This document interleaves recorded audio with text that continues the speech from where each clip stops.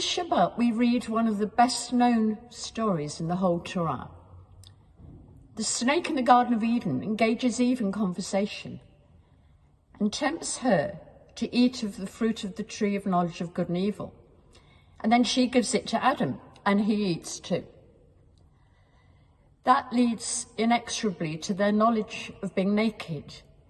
Quickly they fashion clothing, but then they have to hide from God the fact that they've done the one thing they were told not to do.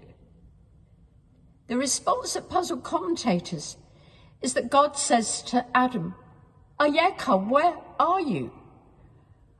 Surely God, who knows all things, knew he was hiding. The Hasidic response is to say, Ayeka was a spiritual and not a physical question. God wanted to allow Adam to own up, to admit his disobedience and find a better way forward. Instead, he blamed Eve and she blamed the snake.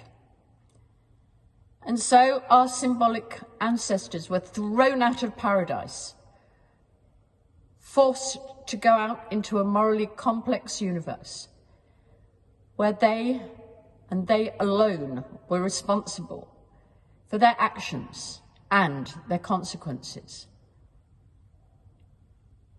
But down the generations, that same question echoes. Ayeka, where are you in your life?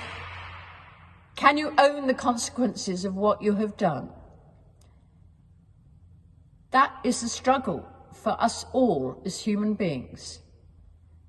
But this portion, Bereshit, means in the beginning and allows us to pause and think once again about our moral responsibility to build a better world. Shabbat Shalom.